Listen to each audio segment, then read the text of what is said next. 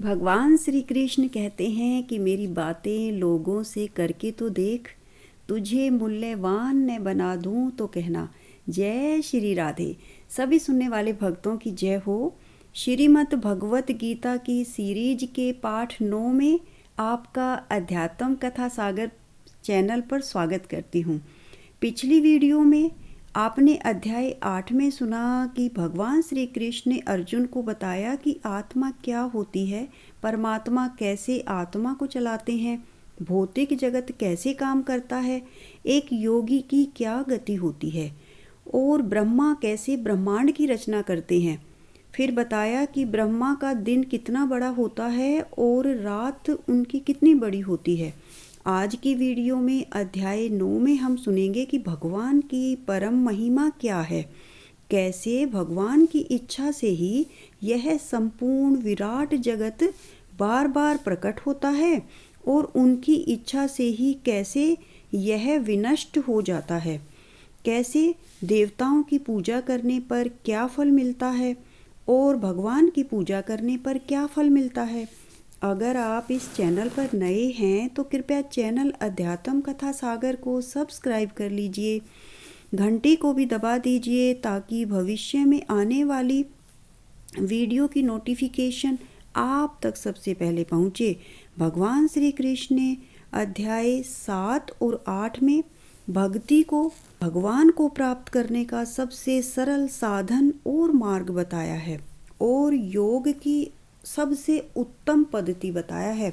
भगवान ने बताया है कि जो व्यक्ति भक्ति मार्ग को स्वीकार करता है वह वेदों का अध्ययन करने का, तपस्या करने का, दान करने का, दार्शनिक और सकाम करने से प्राप्त होने वाले फलों से वंचित नहीं रहता है। वह मात्र भक्ति करके इन समस्त फलों की प्राप्ति कर लेता है और अंत में परम नित्य धाम को भी प्राप्त कर लेता है। 9वें अध्याय में भगवान श्री कृष्ण ने अपनी महिमा का वर्णन किया है। वो अर्जुन के पूछने पर भगवान श्री कृष्ण कहते हैं कि हे अर्जुन, क्योंकि तुम मुझसे ईर्ष्या नहीं करते हो, इसीलिए मैं तुम्हें यह परम गुहा ज्ञान तथा इसकी अनुभूति बताऊंगा, जिसे जानकर तुम संसार के सारे कलेशों से मुक्त हो जाओगे। जिस व्यक्ति को मेरा यह परम ज्ञान प्राप्त हो जाता है वह दिव्य पुरुष है। अतः इस संसार में रहते हुए भी उसे भौतिक कलेश नहीं सताते हैं। आगे भगवान अनन्य शुद्ध भक्ति पर प्रकाश डालते हुए कहते हैं कि भक्ति के भी 9 प्रकार हैं, अर्थात भक्ति 9 प्रकार की होती है। कोई श्रवण करता है, कीर्तन करता है, फिर स्मरण करता है, पाद सेवन, अर्चन, वंदन, दास्य, साख्य और आत्मसमर्पण। भक्ति के इस तरह से 9 तत्व हैं, 9 प्रकार हैं। भक्ति के इन 9 तत्वों का अभ्यास करने से मनुष्य आध्यात्मिक चेतना तक उठ पाता है। जब मनुष्य भक्ति के इन तत्वों को अपनाता है तो मनुष्य का हृदय भौतिक कल्मश से शुद्ध हो जाता है और वह कृष्ण विद्या को समझ सकता है। आगे भगवान बता रहे हैं कि यह ज्ञान सब विद्याओं का राजा है, जो समस्त रहस्यों में सर्वाधिक गोपनीय है। यह ज्ञान परम सुख प्रदान करने वाला और अविनाशी है। इस ज्ञान का कभी नाश नहीं होता। सामान्यतः समाज में, संसार में लोगों को इस गुह्य ज्ञान की शिक्षा नहीं मिलती। लोगों को बाह्य शिक्षा दी जाती है। जहाँ तक शिक्षा का संबंध है उसमें राजनीति शास्त्र की शिक्षा, समाज शास्त्र की शिक्षा, भौतिकी, गणित, ज्योतिर्विज्ञान आदि की शिक्षा में मनुष्य व्यस्त रहता है। दुनिया में ऐसा ज्ञान देने के अनेक बड़े बड़े विश्वविद्यालय हैं, लेकिन दुर्भाग्यवश कोई ऐसा विश्वविद्यालय या शैक्षिक संस्थान नहीं है जहां आत्मविद्या की शिक्षा दी जाती हो। बेशक से आत्मा शरीर का सबसे महत्वपूर्ण अंग है। आत्मा के बिना शरीर महत्वहीन है, लेकिन लोग आत्मा की चिंता न करके जीवन की शारीरिक आवश्यकताओं को अधिक महत्व प्रदान करते हैं। भगवान श्री कृष्ण आगे कहते हैं कि जो सकाम कर्मों में लगे हुए हैं वे पापपूर्ण कर्मों के विभिन्न रूपों और अवस्थाओं में फंसे रहते हैं। अब देखो ना, पाप कर्म किस तरह अनेक स्टेजेस में व्यक्ति को मिलते हैं, इसको हम एक उदाहरण से समझेंगे। उदाहरण के लिए, जब बीज बोया जाता है तो तुरंत वृक्ष नहीं तैयार होता, इसमें कुछ समय लगता है। पहले एक छोटा सा अंकुर निकलता है, फिर यह वृक्ष का रूप धारण कर लेता है, तब इसमें फूल आते हैं, फल लगते हैं, और तब बीज बोने वाले व्यक्ति फूल तथा फल का उपयोग कर सकते हैं। इसी प्रकार जब कोई मनुष्य पाप कर्म करता है तो बीज की ही भांति इसके भी फल मिलने में समय लगता है। जो लोग भगवान भक्ति में लगे हुए हैं, उनके सारे पाप चाहे फलीभूत हो चुके हों, सामान्य हों या बीज रूप में कर्मशः नष्ट हो जाते हैं। कहा जाता है कि भक्ति की संपन्नता इतनी पूर्ण होती है कि उसके फलों का प्रत्यक्ष अनुभव किया जा सकता है। हमने अनुभव किया है कि जो व्यक्ति कृष्ण के पवित्र नाम, उनके महामंत्र का कीर्तन करता है, कीर्तन करते समय, उस महामंत्र का जाप करते समय एक दिव्य आनंद का अनुभव होता है और वह तुरंत ही समस्त भौतिक कल्मश से शुद्ध हो जाता है। वह महामंत्र है हरे कृष्ण कृष्ण कृष्ण हरे हरे, हरे राम राम राम हरे हरे। भक्ति करना कितना सुखकर है, कितना आसान है, क्योंकि भक्ति में मनुष्य भगवान की महिमा का कीर्तन कर सकता है, कीर्तन को सुन सकता है, प्रमाणिक आचार्यों द्वारा दिए गए दिव्य ज्ञान के दार्शनिक भाषण सुन सकता है। मनुष्य केवल बैठे रहकर ये सब सीख सकता है।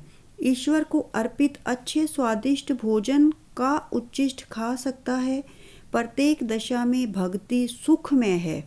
मनुष्य गरीबी की हालत में भी भक्ति कर सकता है। भगवान आगे कहते हैं कि पत्रम पुष्पम फलम तोयम, वे भक्त से हर प्रकार की भेंट लेने को तैयार रहते हैं, चाहे वह कोई पत्ता हो, कोई पुष्प हो, कोई फल हो या थोड़ा सा जल भी हो। भगवान को यह सब अर्पित किए जाने पर वे इसे स्वीकार करते हैं, यदि उसे प्रेम पूर्वक अर्पित किया जाए, चढ़ाया जाए। जब मनुष्य का हृदय समस्त व्यर्थ की बातों से रहित हो जाता है तो वह समझ सकता है कि ईश्वर क्या है। अतः भक्ति योग समस्त विद्याओं का राजा है और समस्त गूढ़ ज्ञान का राजा है। यह धर्म का शुद्धतम रूप है और इसे बिना कठिनाई के सुखपूर्वक संपन्न किया जा सकता है। अतः मनुष्य को चाहिए कि इसे ग्रहण करे। हे अर्जुन, जो लोग भक्ति में श्रद्धा नहीं रखते वे मुझे प्राप्त नहीं कर पाते। अतः वे इस भौतिक जगत में जन्म मृत्यु के मार्ग पर वापस आते रहते हैं, जाते रहते हैं। श्रद्धा को प्राप्त करने के लिए भक्तों की संगति करनी चाहिए। श्रद्धा तो वह पूर्ण विश्वास है कि परमेश्वर श्री कृष्ण की सेवा द्वारा सारी सिद्धि प्राप्त की जा सकती है। यही वास्तविक श्रद्धा है। आगे भगवान श्री कृष्ण कहते हैं कि यह संपूर्ण जगत मेरे द्वारा व्याप्त है। समस्त जीव मुझ में हैं, किंतु मैं उनमें नहीं हूँ। किसी को इस निष्कर्ष पर नहीं पहुँचना चाहिए कि सर्वत्र फैले रहने के कारण भगवान ने अपनी व्यक्तिगत सत्ता खो दी है। यद्यपि सारी वस्तुएं उन पर टिकी हैं, किंतु वे पृथक रहते हैं। सारे लोग अंतरिक्ष में तैर रहे हैं और यह अंतरिक्ष परमेश्वर की शक्ति है, किंतु वे अंतरिक्ष से भिन्न हैं। केवल उनकी परम इच्छा से प्रत्येक वस्तु का सृजन होता है, धारण होता है और पालन एवं संहार होता है। उनके मन और उनमें कोई भेद नहीं है, किंतु सामान्य व्यक्ति यह नहीं समझ पाता कि वे साकार रूप में किस तरह उपस्थित हैं। वे भौतिक जगत से भिन्न हैं तो भी प्रत्येक वस्तु उन्हीं पर आश्रित है। जैसे वायु सर्वत्र आकाश में रहती है और आकाश की प्रत्येक वस्तु वायु की गति से प्रभावित होती है, लेकिन महान होते हुए भी वायु आकाश से परे नहीं होती है। जैसा कि हम लोग प्राय कहते हैं कि उनकी इच्छा के बिना पत्ता भी नहीं हिलता, भगवान की इच्छा के बिना पत्ता नहीं हिलता। इस प्रकार प्रत्येक वस्तु भगवान की इच्छा के अधीन है, गतिशील है। भगवान आगे बताते हैं कि हे अर्जुन, मेरी इच्छा से ही सभी वस्तुएं उत्पन्न होती हैं, उनका पालन होता है और उनका संहार होता है। इतने पर भी प्रत्येक वस्तु से उसी तरह वे पृथक रहते हैं जिस प्रकार वायु के कार्यों से आकाश पृथक रहता है। हे कुंती पुत्र, कल्प का अंत होने पर सारे प्राणी मेरी प्रकृति में प्रवेश करते हैं और अन्य कल्प के आरंभ होने पर मैं उन्हें अपनी शक्ति से पुनः उत्पन्न करता हूँ। अब भगवान आगे ब्रह्मा की दिन और रात की अवधि के बारे में बताते हैं कि मनुष्य के कितने दिन और रातें बीतने पर ब्रह्मा का एक दिन और एक रात बीतती है। ब्रह्मा 100 वर्ष जीवित रहते हैं और उनका एक दिन 4,30,00,000 के बराबर है। एक रात भी उनकी इतने ही वर्षों की होती है। वहाँ के एक महीने में ऐसे 30 दिन तथा 30 रातें होती हैं और उनके एक वर्ष में ऐसे 12 महीने होते हैं। ऐसे 100 वर्षों के बाद जब ब्रह्मा की मृत्यु होती है तो प्रलय हो जाता है, जिसका अर्थ है भगवान द्वारा प्रकट शक्ति पुनः सिमटकर उन्हीं में चली जाती है। आगे भगवान श्री कृष्ण कहते हैं कि ये सारे कर्म मुझे बांध नहीं पाते। एक उदासीन की भांति इन सारे भौतिक कर्मों में मैं सदैव विरक्त रहता हूँ। इस बात को समझने के लिए उच्च न्यायालय के न्यायाधीश का उदाहरण दिया जा सकता है, जो अपने आसन पर बैठा रहता है। उसके आदेश से अनेक तरह की बातें घटती रहती हैं। किसी को फांसी दी जाती है, किसी को कारावास की सज़ा मिलती है, तो किसी को प्रचुर धन राशि मिलती है, तो भी वह उदासीन रहता है। उसे इस हानि लाभ से कुछ भी लेना देना नहीं रहता। इसी प्रकार भगवान भी सदैव उदासीन रहते हैं, यद्यपि प्रत्येक कार्य में उनका हाथ रहता है। हे कुंती पुत्र, यह भौतिक प्रकृति मेरी शक्तियों में से एक है और मेरी अध्यक्षता में काम करती है, जिससे सारे चर और अचर प्राणी उत्पन्न होते हैं। मेरे शासन में यह जगत बार बार सृजित होता है और विनष्ट होता रहता है। यद्यपि परमेश्वर इस जगत के समस्त कार्यों से पृथक रहते हैं, किंतु इसके अध्यक्ष वही बने रहते हैं। उदाहरण के लिए, जब किसी व्यक्ति के सामने कोई फूल होता है तो उसकी सुगंध मिलती रहती है, किंतु फूल तथा सुगंध एक दूसरे से विलग रहते हैं।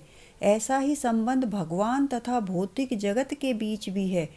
भगवान श्री कृष्ण आगे कहते हैं कि जब मैं मनुष्य रूप में अवतरित होता हूँ तो मूर्ख लोग मेरा उपहास करते हैं, क्योंकि वे मेरे गुहा कर्मों और उनकी विभिन्न शक्तियों से अपरिचित होते हैं।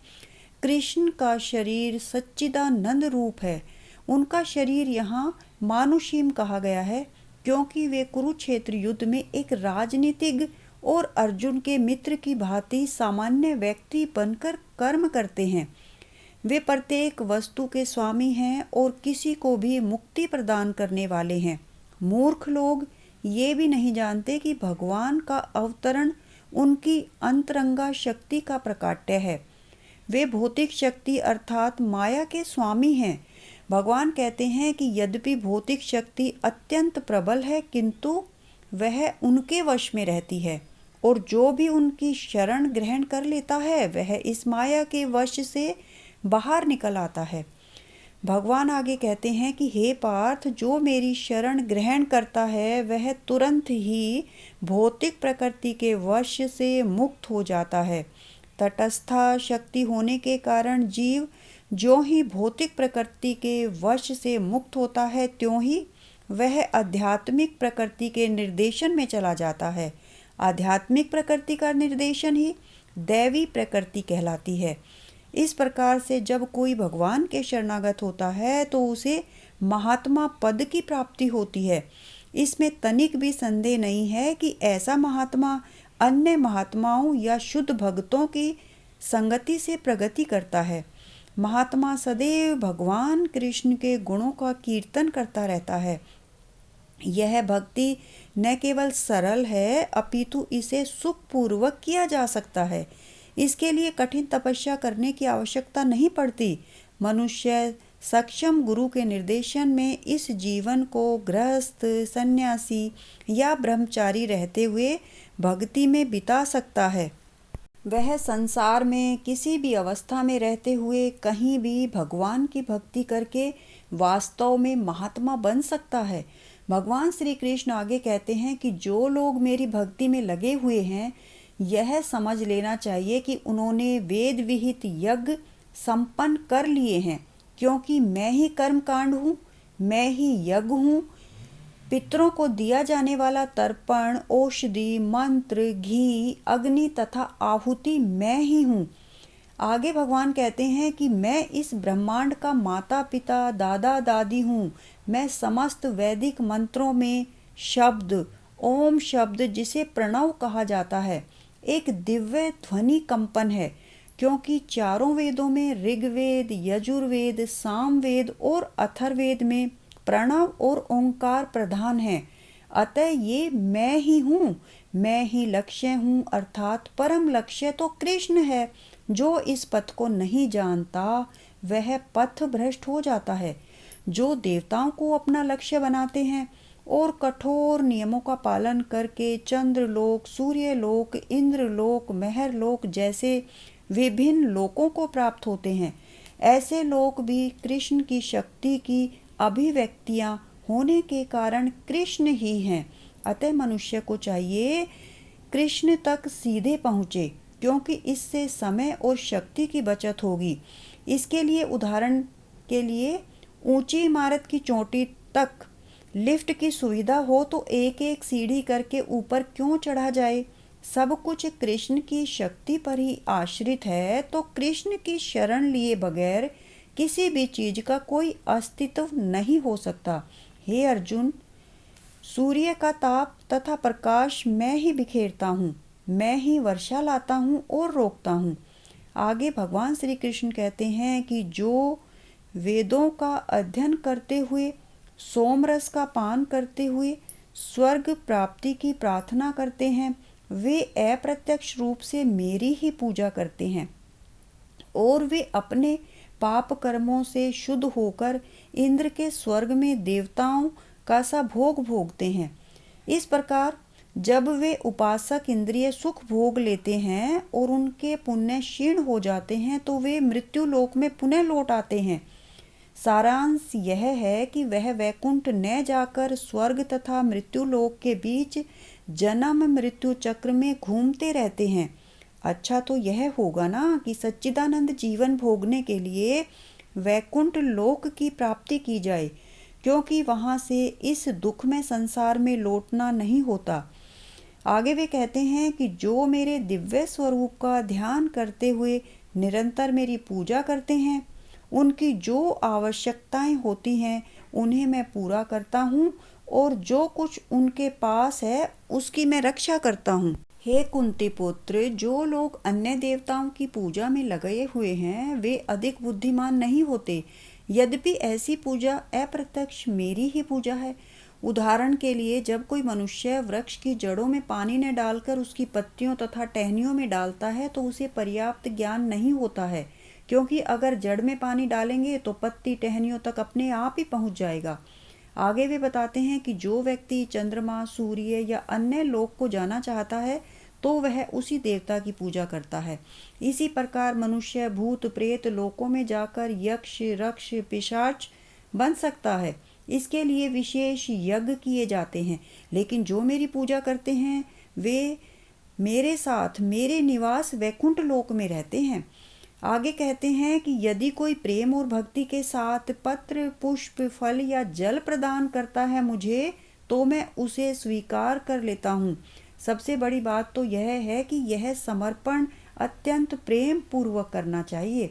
हे कुंती पुत्र, जो तुम कुछ करते हो, जो कुछ खाते हो, जो कुछ अर्पित करते हो या दान देते हो और जो भी तपस्या करते हो, उसे मुझे अर्पित करते हुए करो। इस तरह तुम कर्म के बंधन तथा इसे शुभाशुभ फलों से मुक्त हो सकोगे। मैं न तो किसी से द्वेष करता हूँ, न ही किसी के साथ पक्षपात करता हूँ। मैं सबों के लिए समभाव हूँ, किंतु जो भी भक्तिपूर्वक मेरी सेवा करता है वह मेरा मित्र है, जो मेरा ही ध्यान करता है और मैं भी उसका मित्र हूँ। भगवान आगे कहते हैं कि यदि कोई मनुष्य भौतिक कलमश के कारण पतित हो जाए, किंतु यदि भगवान की दिव्य सेवा में वह लगा रहे तो हृदय में वास करने वाले भगवान उसे शुद्ध कर देते हैं और उस निंदनीय कार्य के लिए क्षमा भी कर देते हैं। वह तुरंत धर्मात्मा बन जाता है और स्थायी शांति को प्राप्त होता है। हे कुंती पुत्र, निडर होकर घोषणा कर दो कि मेरे भक्त का कभी विनाश नहीं होता है। जो लोग मेरी शरण ग्रहण करते हैं वे परम धाम को प्राप्त करते हैं।